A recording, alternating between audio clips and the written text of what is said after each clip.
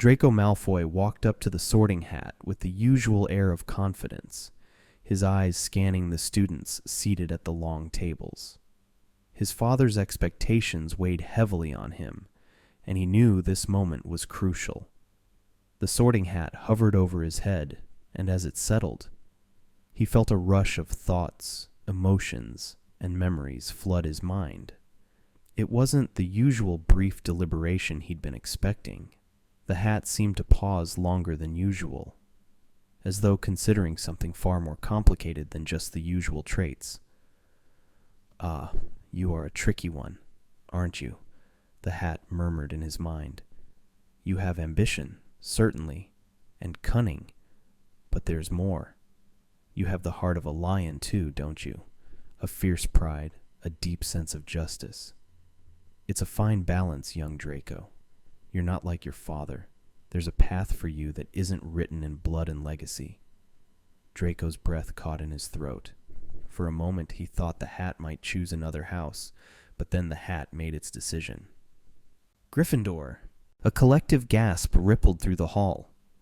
Draco, stunned, looked over at the Gryffindor table, where Harry Potter and his friends sat. They were all staring at him, some surprised, others skeptical. Draco could feel the weight of their eyes, the disbelief in the air.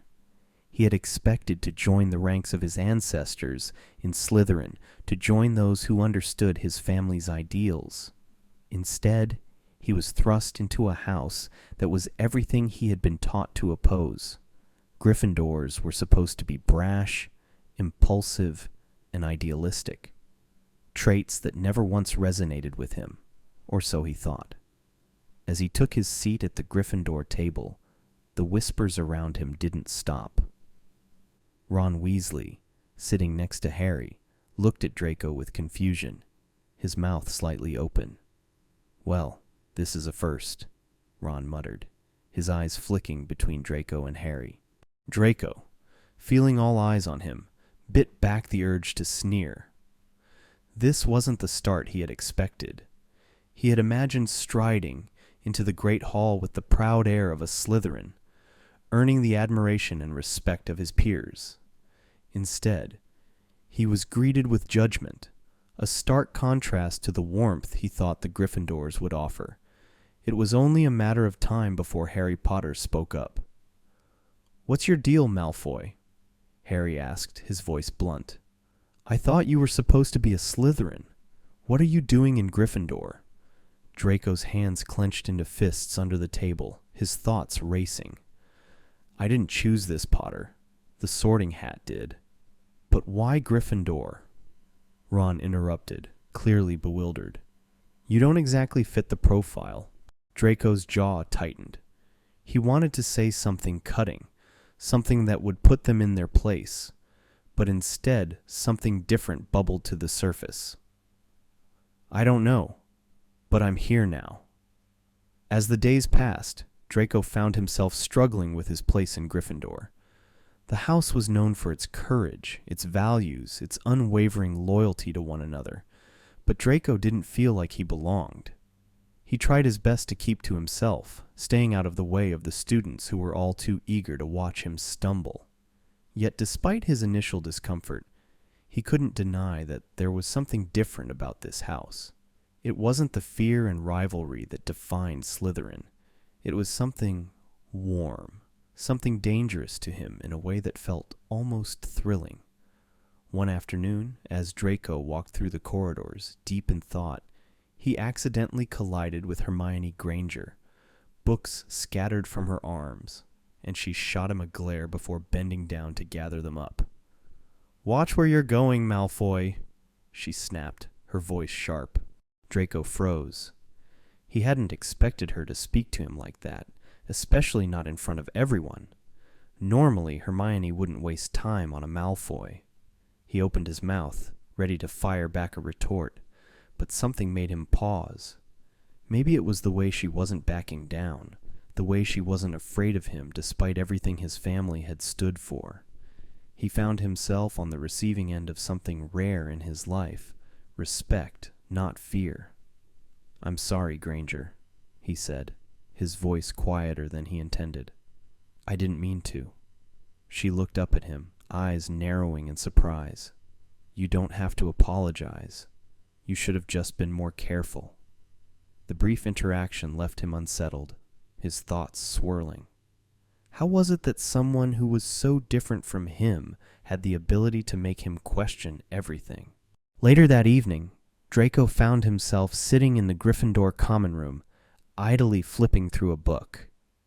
He wasn't studying. He wasn't even really reading. His thoughts kept drifting back to that brief moment with Hermione.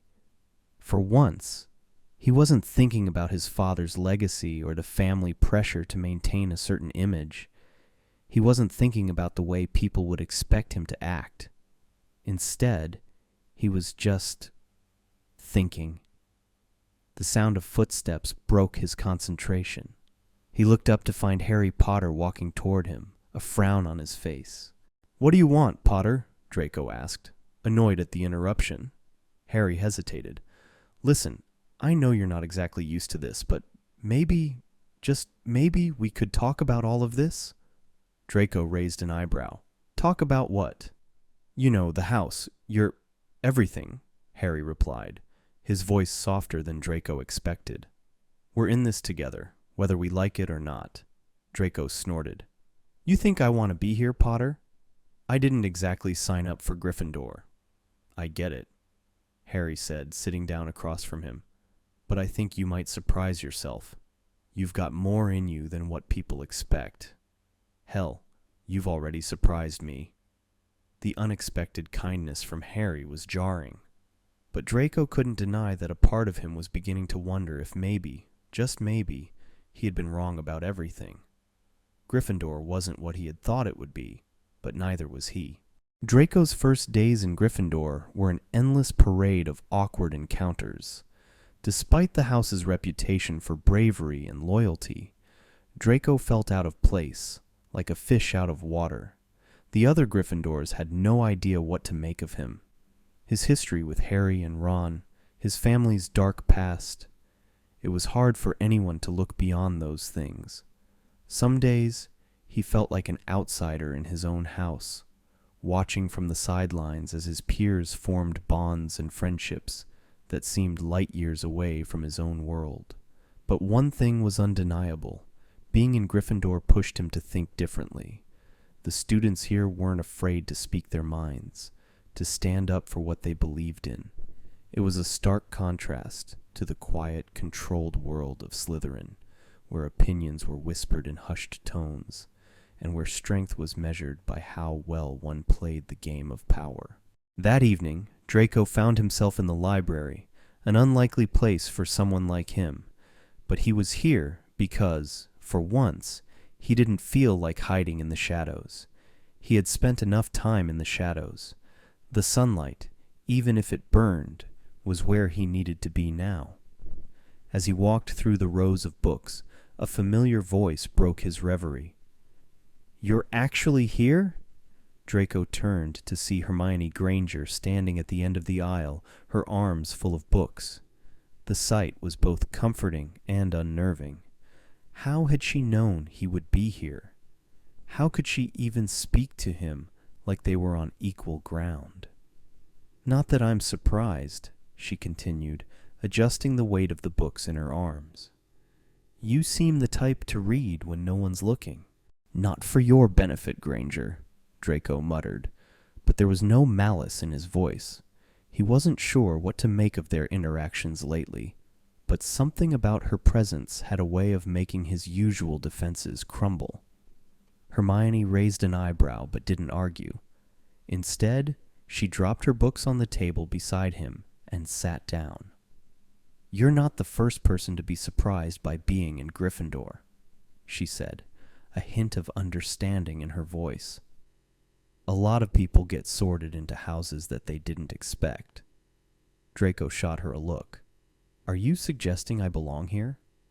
She shrugged, her eyes thoughtful. "Maybe. But even if you don't, it doesn't matter now, does it? You're here. It's what you do with it that counts." He gritted his teeth, not sure how to respond. For all the years he had spent convincing himself of his own superiority, here was someone who saw him for who he was now, not for what he had been born into, and that, for some reason, was unsettling.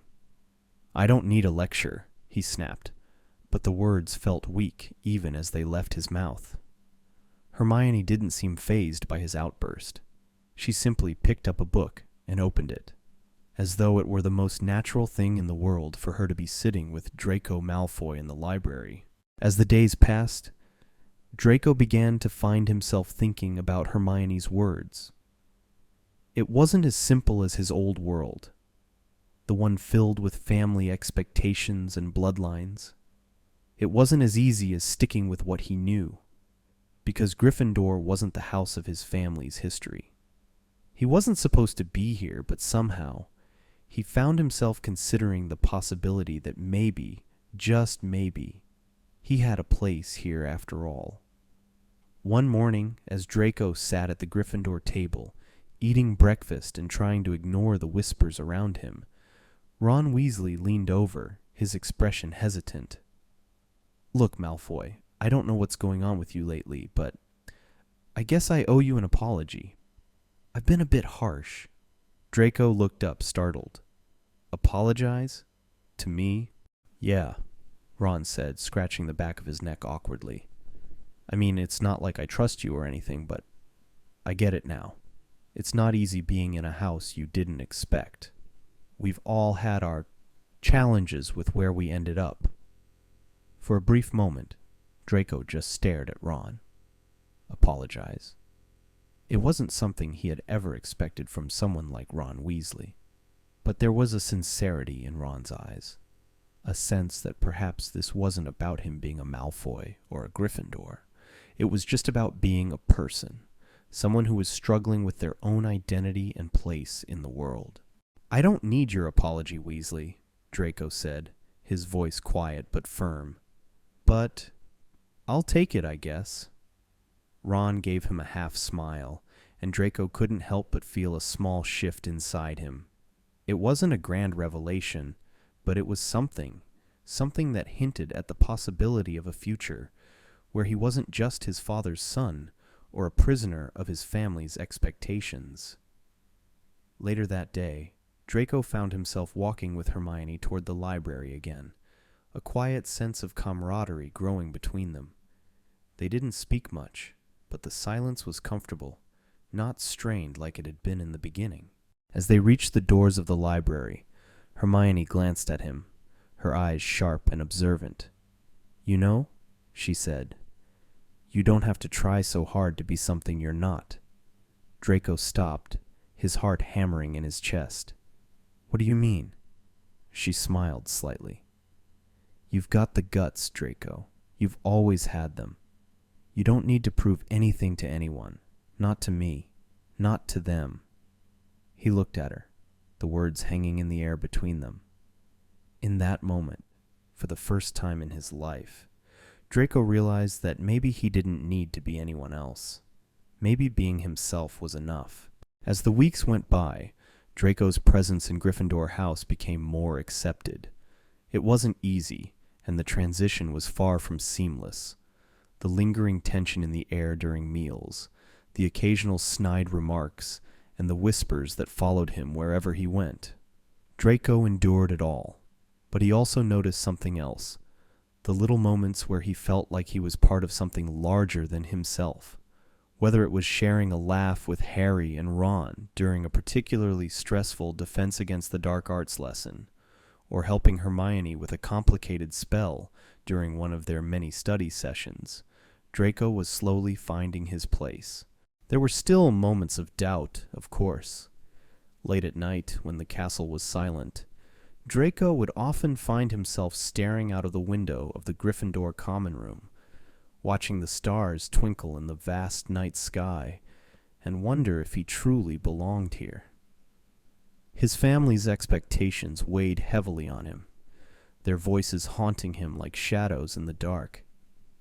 He had always been told that his destiny was already written, that his path was set in stone the moment he was born into the Malfoy family. But now, In this new world where nothing seemed as certain, he began to question everything.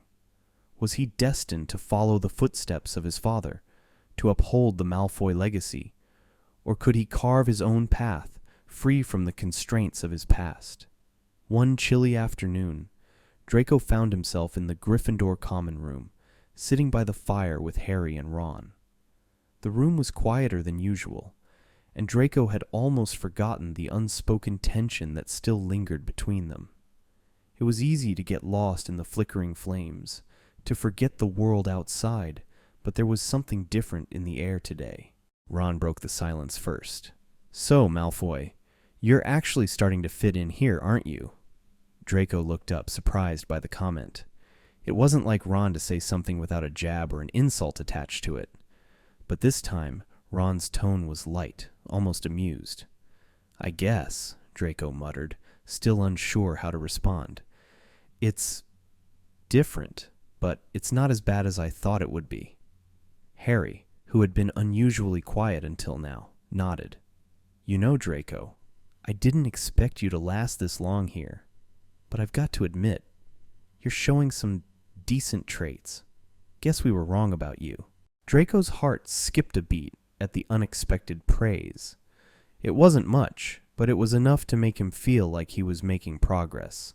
Slowly but surely, the walls he had built around himself were beginning to crumble.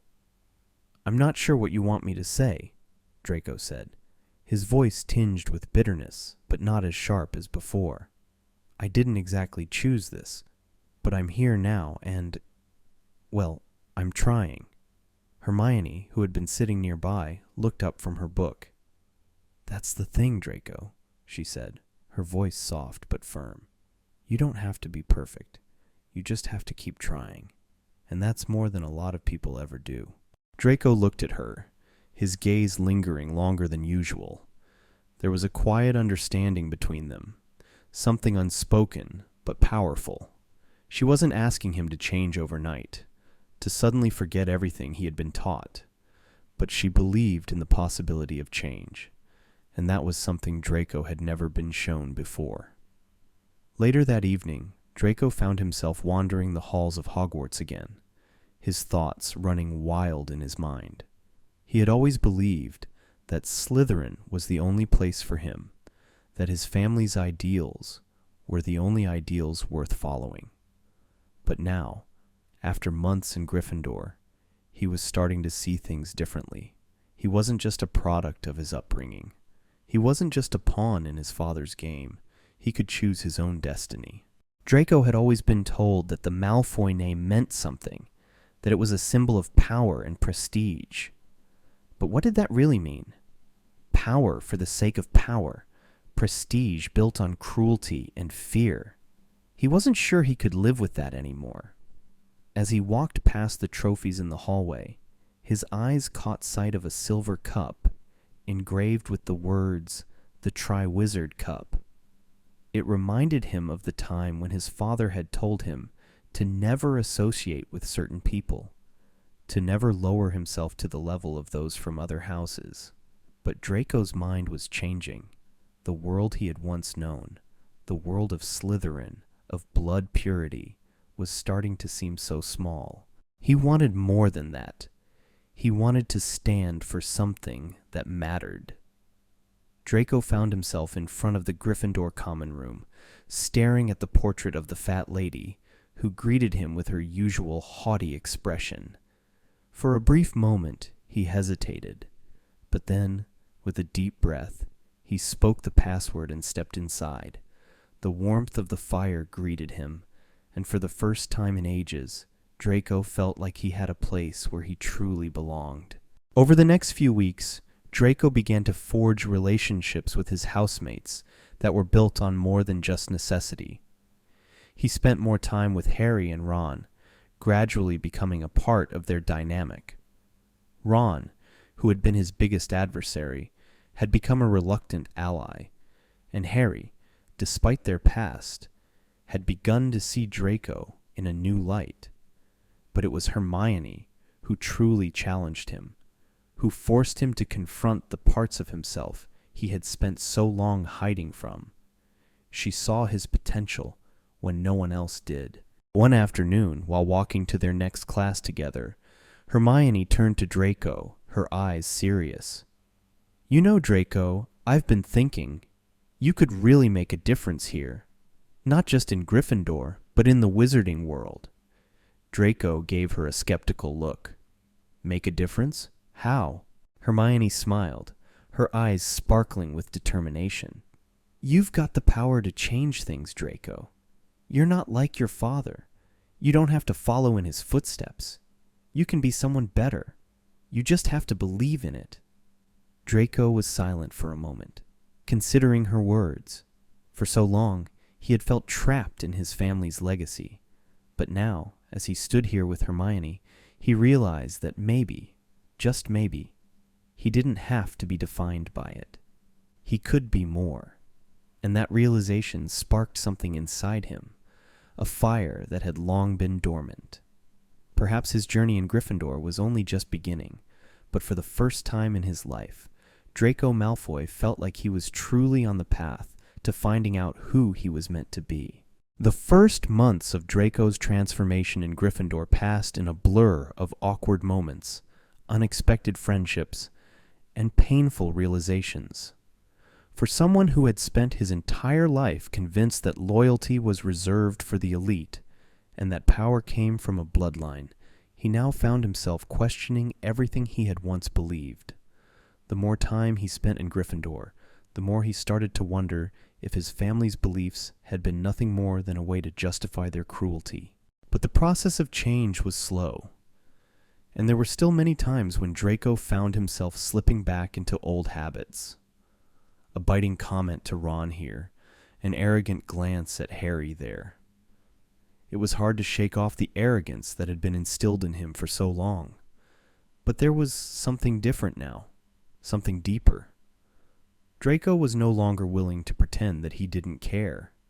He could no longer stand by and watch as the old world he had once embraced started to crumble. One late evening, after a particularly difficult defense against the dark arts lesson, Draco found himself alone in the common room. The others had long since retired to their dormitories, and the fire crackled softly in the hearth. He sat on one of the couches, staring into the flames, lost in thought. The constant pressure of balancing his old identity with the person he was becoming weighed heavily on him. It was then that Hermione entered, her footsteps quiet on the stone floor. She had always been the one person who seemed to understand him in ways he never expected. She approached him cautiously, sensing his unease. "You okay?" she asked, her voice gentle, as if she knew that pushing him would do more harm than good. Draco glanced up, meeting her gaze. For a moment, he said nothing. The truth was, he wasn't sure if he was okay. He wasn't sure who he was anymore. The old Draco, the one who had mocked her, who had mocked everyone, seemed so distant now, but he didn't know how to be anyone else. "I don't know what I'm doing anymore," he admitted quietly. "I've been pretending for so long, pretending that I know what's right, but I don't." Hermione took a seat next to him, offering him a small, understanding smile. "You don't have to have it all figured out right now, Draco. No one does. The fact that you're even questioning everything shows that you're not the same person you were before." Draco clenched his jaw. It was hard to accept. He had always prided himself on being decisive, on knowing exactly what he stood for. But now, everything felt so uncertain. "I don't know how to change," he confessed, his voice laced with frustration. "How do you change everything you've been taught your whole life?" Hermione's smile softened, and she placed a hand on his arm, an unexpected gesture of comfort. "You don't have to change everything all at once. It's a process, one step at a time. You've already come so far, Draco. You just have to keep going." For the first time in what felt like forever, Draco allowed himself to believe that maybe, just maybe, he could be more than the sum of his past mistakes. He wasn't his father, and he didn't have to follow in those dark footsteps. The next morning, as Draco walked down the corridors of Hogwarts with Harry and Ron, he couldn't shake the feeling that something was different. The air around him seemed charged with possibility, as if the very castle was urging him forward. For so long he had believed that the weight of his family's name would hold him back, but now he could feel the weight lifting, even if only just a little. As they reached the great hall for breakfast, Draco's gaze wandered to the Slytherin table. His old friends, if you could even call them that, were seated there, whispering to each other in hushed tones. It was a strange feeling, seeing them now. They were still his housemates, still part of his past, but Draco realized that they no longer defined him. He didn't have to align himself with their views, their hatred. He didn't have to belong to that world anymore. But as he stood there, watching them, his heart thudded painfully in his chest. Could he really walk away from everything he had known, from the only life he had ever been taught to value? Draco? Ron's voice broke through his thoughts. You okay? Draco blinked, shaking his head as though waking from a trance. Yeah, I'm fine. He could feel the weight of their stares, the judgments of his former housemates, but he refused to let them control him any longer. He wasn't going to be their puppet. He wasn't going to let his past dictate who he would become. The following days saw Draco pushing himself harder to break free of his old habits. He spent more time with Ron and Harry, training for the next Quidditch match, and even started to get involved in more Gryffindor activities. He volunteered to help set up for the Yule Ball, something he never would have done in the past. The idea of helping others, of being part of something bigger than himself, was slowly becoming something he genuinely enjoyed. He and Hermione continued to work together on their studies, and though their conversations often started with something academic, they slowly began to open up more about their pasts, their fears, their hopes. Hermione had always been the one to challenge him, to push him to think beyond his narrow views. But she had also become someone Draco could confide in, someone who made him believe that maybe he wasn't beyond redemption after all. One evening, as they were studying together in the library, Hermione looked up from her notes and met Draco's gaze. "I've been thinking," she said, her tone serious. "You know you don't have to keep proving yourself to anyone, right? You don't have to earn your place here. You've already done that just by being yourself." Draco felt a weight lift off his shoulders as he absorbed her words. It was strange, hearing them spoken aloud. For so long, he had felt the need to prove something, to fight against the expectations that had been placed on him. But maybe Hermione was right. Maybe he didn't have to prove anything. He was here, in Gryffindor, because he had earned it.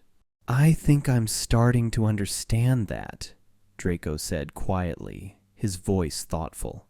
Maybe I don't have to be someone else anymore." Hermione smiled warmly. "You don't, Draco. You just have to be yourself." And for the first time in a long time, Draco felt like he was finally on the right path. It wasn't an easy path, and he knew there would still be struggles ahead, but it was his path. He didn't have to walk it alone. Draco's journey wasn't without its setbacks. While he had begun to forge new relationships and shake off the weight of his old life, there were still moments when the past seemed to pull him back. The whispers of his former housemates, the sneers from some of the older students, the nagging reminder that he would always be the son of Lucius Malfoy. It all crept back in when he least expected it. One particular evening, as Draco and Harry were walking back to the Gryffindor Tower after a long day of classes, they were approached by a group of Slytherins. Draco tensed instinctively, his body going rigid, but Harry seemed unfazed. The Slytherins didn't bother with pleasantries. They had one goal in mind. "Look who's too good for his own house now," said Blaise Zabini, his voice dripping with sarcasm. "The famous Draco Malfoy. Too good to sit with us. Too good to be a real Slytherin." "Shut up, Zabini," Harry snapped, standing tall between Draco and the others. "He's not in Slytherin anymore. Get over it." Draco felt a pang of guilt at Harry's defense. He wasn't used to having someone stick up for him, especially not someone like Harry Potter. It was both uncomfortable and comforting, a strange combination he couldn't quite reconcile. He had spent years hurling insults and making enemies. Now he was suddenly on the other side of it, with people who were willing to fight for him. "Is this your new family, then?" Daphne Greengrass chimed in, eyeing Draco with a sneer. "Pity they couldn't save you from yourself." Draco clenched his fists, but before he could say anything, Harry intervened again. "They don't have to save him," Harry said, his voice steady.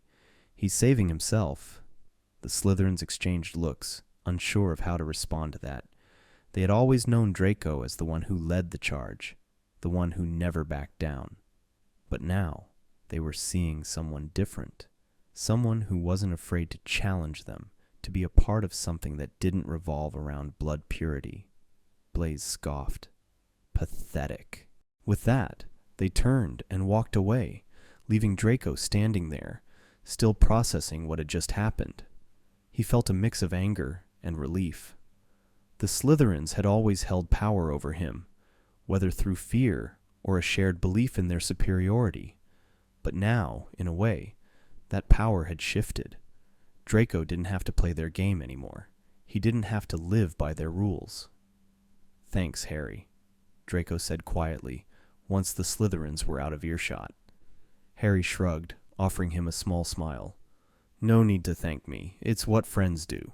Draco couldn't remember the last time he had called anyone a friend, but he was beginning to understand the value of those relationships, of being part of something greater than himself, something that didn't revolve around bloodlines or power. Over the next few weeks, Draco continued to work on earning his place in Gryffindor. He grew closer to Harry, Ron, and Hermione, not just because of their shared experiences, but because he genuinely enjoyed their company. He found himself laughing more, joking with Ron during Quidditch practice, and having deep conversations with Hermione about the complexities of magic.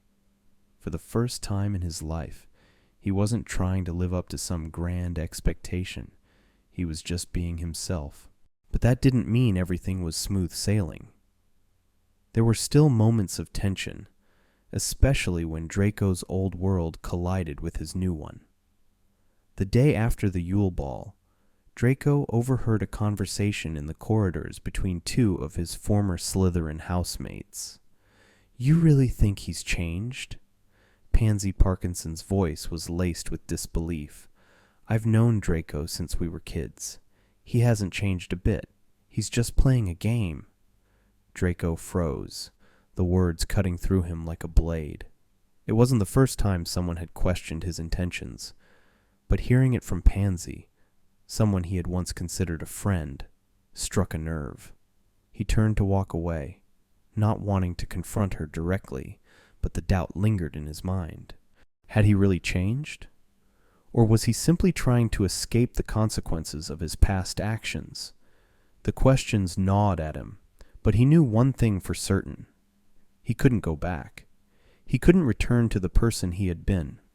Later that evening, after another long day of classes, Draco found himself in the common room, staring at the fire once again. The crackling of the logs was soothing, but his thoughts were far from calm. He was interrupted by the soft click of the door opening behind him. "Hermione," Draco said, turning to face her as she walked in. She paused, noting the troubled look on his face. "What's wrong?" she asked, her tone soft, as though she already knew the answer. Draco hesitated, unsure of how to explain what was swirling in his mind. "I overheard something today. Pansy thinks I haven't really changed, that I'm just playing a game, trying to fit in with Gryffindor because it's convenient." Hermione sat down beside him, her presence reassuring. "And what do you think?" Draco let out a deep sigh. "I don't know. Part of me wants to believe that I've changed, but then I hear things like that, and I wonder if I'm just fooling myself." "You're not fooling anyone," Hermione said, her voice firm. "You've come so far, Draco. Don't let one conversation make you doubt everything you've done." Draco met her gaze, the sincerity in her eyes giving him the strength he needed to push past his doubts. "I'm trying," he said quietly, "but sometimes it feels like I'm not doing enough." Hermione placed a hand on his shoulder, her touch warm and grounding. "You're doing more than enough. Just keep being you. That's all anyone can ask for." For the first time in a long time, Draco believed her. He wasn't perfect, and he knew he still had a long way to go. But he was finally on the right path, a path that was entirely his own. And as long as he kept moving forward, there was hope. The days following the encounter with Pansy were tense for Draco. He found himself retreating into the quiet solitude of the library more often, where he could escape the whispers and lingering glares of his past. The weight of his transformation felt heavy, as though he was constantly being watched, evaluated by everyone around him, including himself. But as time passed, Draco began to find a sense of peace in his new life. He still struggled with moments of doubt, especially when he was reminded of his family's legacy, but he was determined to keep moving forward. His relationships with Harry, Ron, and Hermione had grown stronger, and he was beginning to understand what true friendship meant. They didn't care about his past. They saw him for who he was now, not who he had been. That sense of acceptance was a balm to his wounded soul.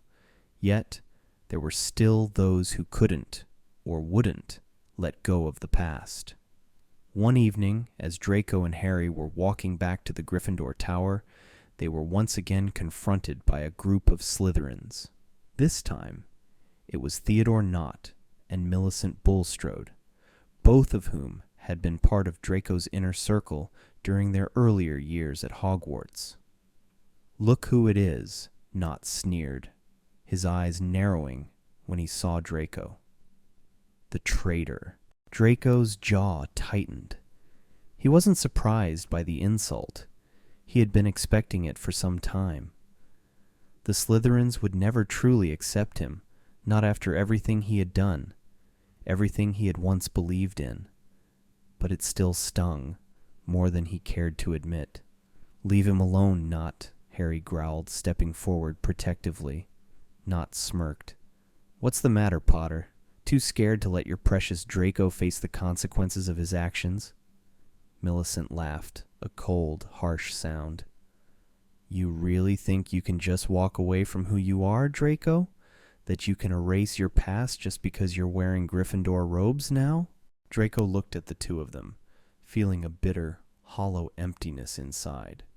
He had been so desperate to escape the past, to be someone else, but it was clear now that no matter how much he tried, he couldn't escape his history.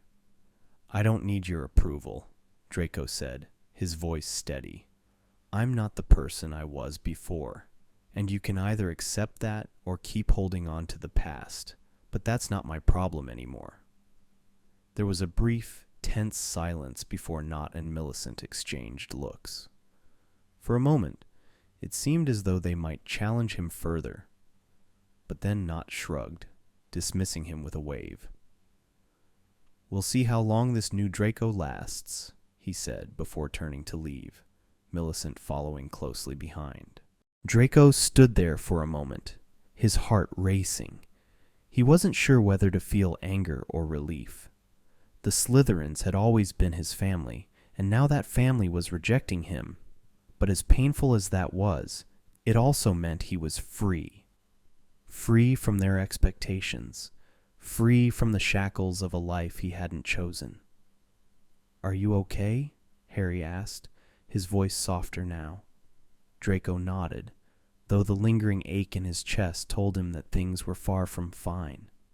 but for the first time in years, he felt like he was in control of his own fate. The past might haunt him, but it didn't define him. He was Draco Malfoy, and he was making his own path. The weeks continued to fly by, and as the end of the school year drew near, Draco found himself standing on the edge of something new. He had finally settled into his life at Hogwarts as a Gryffindor. The tension that had followed him for years was slowly ebbing away, replaced by a sense of purpose. But even with that sense of progress, he couldn't help but wonder about the future. Would he be able to continue down this path, or would the shadows of his past eventually catch up with him? The summer holidays were fast approaching, and Draco had already made plans to spend some time with Harry, Ron, and Hermione. For once, he didn't dread the idea of spending time away from Hogwarts. The idea of being around people who didn't judge him for his past was comforting. They had become his chosen family, and that was more than he could have ever hoped for. On the last night of term, after the final feast, Draco stood at the window of the Gryffindor common room, staring out at the moonlit grounds of Hogwarts. He had come a long way from the person he had once been. There were still challenges ahead, but he was ready to face them head on. A soft voice broke his reverie. "You're thinking too much," Hermione said, as she stepped beside him, her eyes warm. Draco glanced at her, his lips tugging into a small smile. "I suppose that's a habit I'll have to break." She laughed softly. "I wouldn't change it. I'm not who I used to be," he said quietly, almost as though he were trying to convince himself as much as her. Hermione didn't answer right away. She just stood beside him, her presence a steady reassurance. "I know," she said after a moment, "and I'm proud of you." The simplicity of her words hit Draco harder than he expected. For so long, he had chased approval, validation from his family, from his peers. But now, it was Hermione's quiet acceptance that made him feel truly seen. Draco took a deep breath, staring out at the horizon. "I don't know what the future holds," he said softly. "But I do know that I'm ready to face it." Hermione's hand brushed against his in a gesture of solidarity, a reminder that he didn't have to face it alone. And for the first time in his life, Draco felt something that had always eluded him: hope.